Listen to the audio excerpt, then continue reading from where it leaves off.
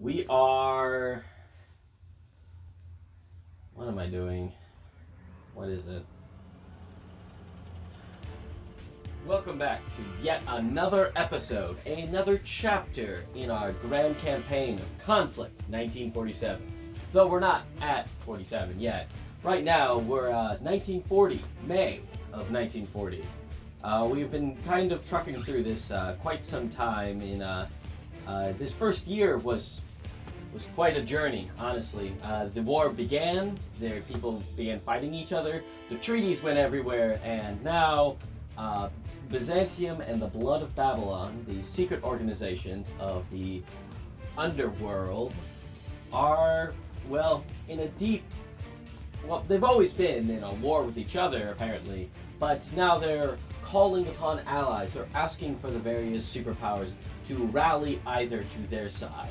Blood of Babel claims to be the future of mankind, whatever it takes, whatever those techno-terrorists want to really call it, and the others are, Byzantium is wanting to maintain the order of things, and by that nature, they want to manage who exactly gets what kind of technologies to ensure that it's never in the wrong hands.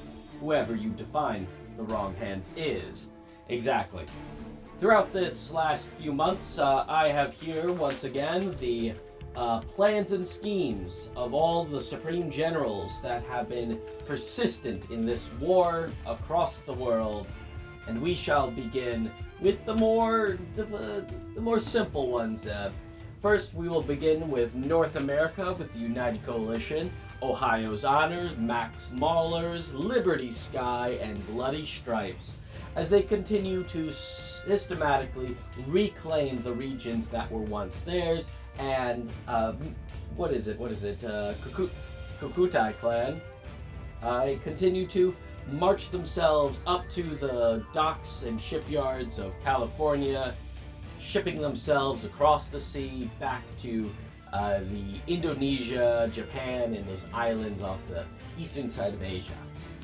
Then, if we continue with that endeavor, there has been several factions in that region or continent of North America that have began to go into these fortresses, these strongholds, the red mark X's, which the editor could be so kindly just to put one or two up on the map and where they're associated with here. One in Greenland, we have another one in British Columbia, we have another one in Mexico. There we go.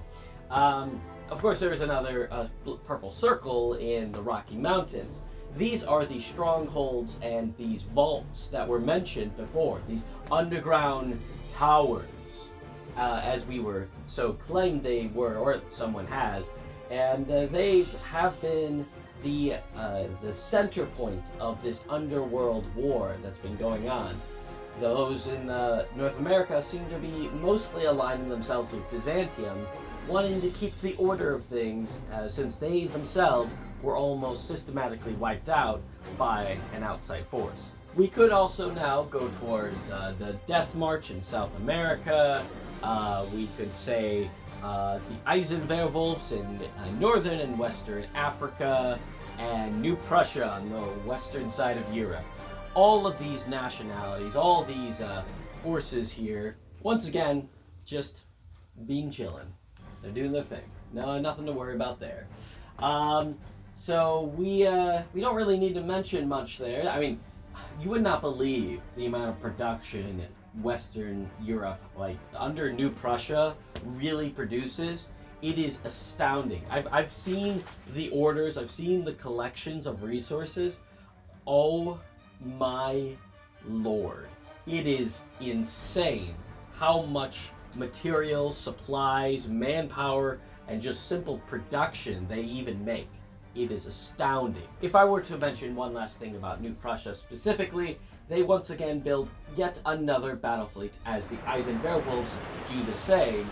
However, New Prussia continues to ship the Royal Tinmen south across the Atlantic Ocean to their homeland of the Down Under. The Royal Tinmen down here with Australia and the Raja Sentri they've settled their differences, or at least it looks like they have in the most part. Raja Sentri is loading up all their troops onto their battle fleets and is starting to ship them north. The Royal Tinmen seem to be consolidating their forces into center points. They are going through the process of demilitarizing, deconstructing any gun emplacement and defenses, and trying to reintegrate their armies into the workforce. It's a slow process and it's not going exactly the most profitable for the nation, but at least the Royal Tinmen are trying to put people back with their families. Good on you. Good for you, Royal Tinmen. You're like the only good guy here. As we mentioned with the Raja Sentry sailing their ships north, they have not been demilitarizing, but they have been removing a lot of their armies from the Australian continent. It's unclear exactly where they're going since they've only sailed north, but by that same gesture, it does appear that they are slowly coming around the continent to their main address, the South African front, which they have been surrounded in Sudan and being hit on multiple sides. Eisenwerwolves actually sent a fleet of 10 regiments into Namibia warfront in South America. Not America. Shit. Oh my god. The Eisenwerwolves send 10 regiments. I could only count to 5 on one hand, so 10 regiments into Namibia. Namibia.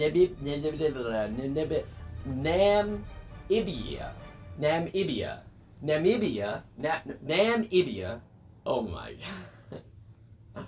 These names. I can't do it. I can't do it. Don't say that I'm wrong.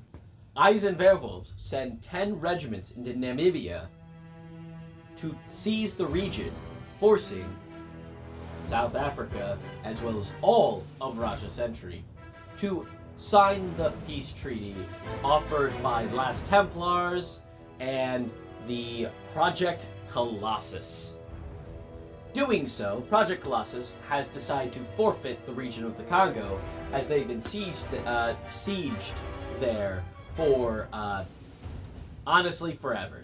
Quietly evacuate the regions and begin to aboard ships to go out on their own merry way.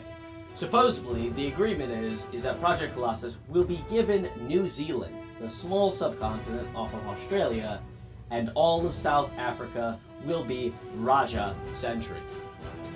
Once again, just like New Prussia with the ferry boats, we'll see if that promise is upheld. I think it was fairly peaceful.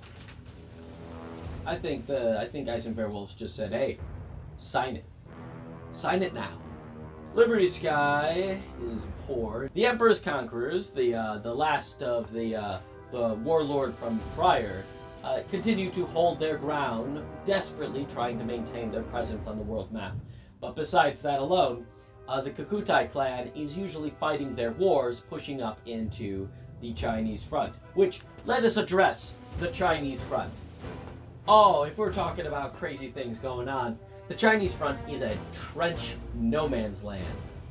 Western China is completely Soviet territory under the Arctic Research Command, ARC, and on eastern China, it is all Emperor's Conquerors being supported by the Kukutai clan, and the withdrawal from North America from over here, going straight across the Pacific to the Philippines, and then moving up into Taiwan, and then into the eastern Chinese coastline to reinforce and to push a massive invasion, a massive counterattack into Mongolia, Xinjiang, and Tibet.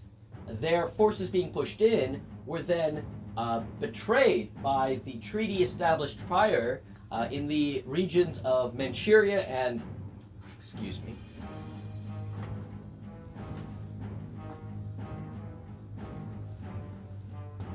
Zabikalski, thank you, which was the agreement that neither forces of ARC or Kukutai will actually attack each other on that said border.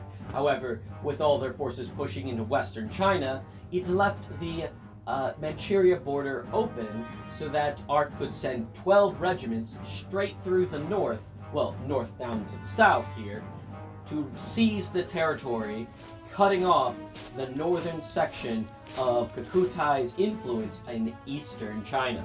Ark, in return, on the western front, instead of pushing in to do a border war in the center of China, holds their ground, reinforcing, fortifying, and building bunkers and gun emplacements, preparing for the counterattack, allowing the enemy to come to him.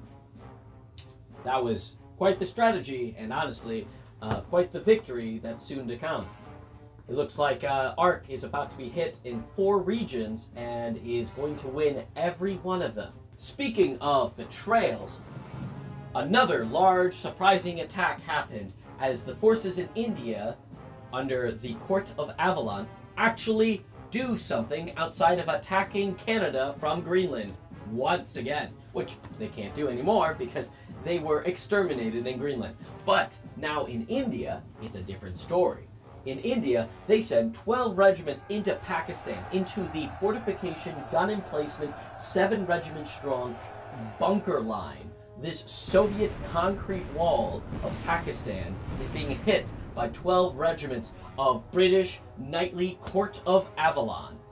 They're not going to win. This is going to be very clearly a losing battle, and we even asked the Supreme General exactly what his mentality was, and he says, I know. It doesn't matter. I'll send another 12. It seems to be the Court of Avalon's favorite thing to do is send 12 regiments at a time of thousands of men to their death every couple months. You know, if someone's got the soul of the war, like the soul of tabletop wargaming, it's the Court of Avalon. I appreciate you giving us content, being a absolute warlord maniac. Thank you so much for your time. You're a quality character in this story. Not only did he send 12 regiments to die in the Pakistan border, but he also sent another 5 regiments over into Burma, where he betrayed Kukutai, or at least it so visually looks. There has been some rumors and claims that this is an agreement, but there is no real guarantee or proof of that statement, as Kukutai have not declared any statements addressing this changing of territories on the South China, is that what this subcontinent is called? This southeastern Asian peninsula and regions of the Asian continent. If there's one thing I've learned while doing this, I am not a history teacher. And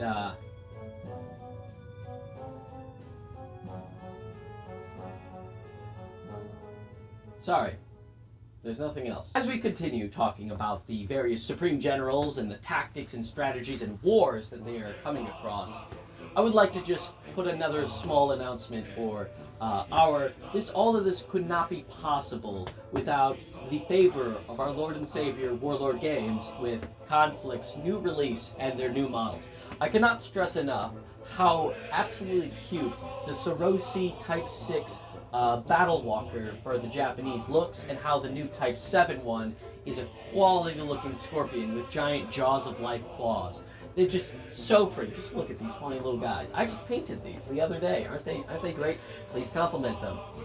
You're required to. In that mention, I just want to briefly say thank you, Warlord Games, for not just making this game, but for potentially in the future sponsoring and supporting our productions and filming so that we can make these more affordable and larger scale than we can currently, trapped in the back room of my workshop as a so-called studio. It'd be really nice to afford a real studio. Speaking of Soviet players, the Red Army continues to fortify, build, and construct their forces, their concrete wall, the barrier that shall not be passed, over in the central areas of Europe with the eastern-western European border. Besides that, there has been this excessive amount of spending on the maintenance of these forces. I've heard just last week that they had to spend about 11 tons of food and equipment supplies just to maintain the war front. 11 tons of food, blankets, coats, shoes, and just general necessities. If you were to put this into the game context, Red Army had to spend 11 supply, and those tokens fairly aren't expensive, but imagine if you had to do that so many times you had no more left to actually work on your infrastructure. It's actually pretty bad. The maintenance cost in Western Europe is excessively high. Besides that, the Red Army is waiting and biding its time. And there's only a matter of time until this peace will no longer be possible. Lastly, on our docket is the Purple Crown on Asia. The Moroz division have declared open alliance with Byzantium. They were cooperating and coordinating with them originally, but now, since they are purple and they are purple, purple girlies gotta stay together. By this declaration, they have declared war on the blood of Babylon, calling them cybernetic terrorist babies. By declaring war on the blood of Babylon, they are systematically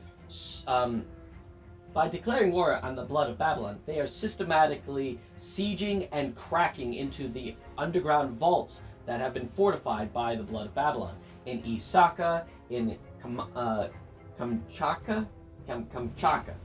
Kamchatka, as well as far over here, where there's actually a tunnel war happening between Byzantium and the blood of Babylon in the region of Kami. Also, I wouldn't put that near your mouth.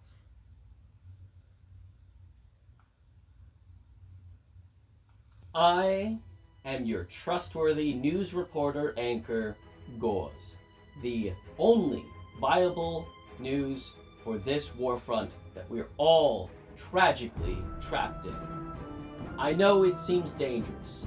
I know there are fights and wars going on everywhere, from the siege and invasion of North America to the entrenched warfare in central China to the civil war in Australia and the Thunderdome that was most of Africa. I know this all might be scary. We're only in this by a year and a third at this point, but don't you worry. Trust me. Trust Hobby Trench News. Thank you. Good day, good evening, and good night. I'm out of here.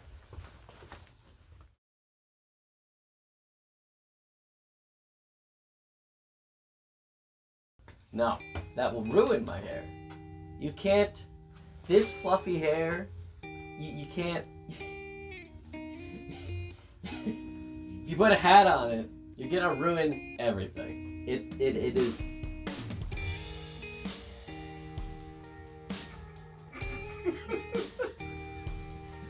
I like my hat.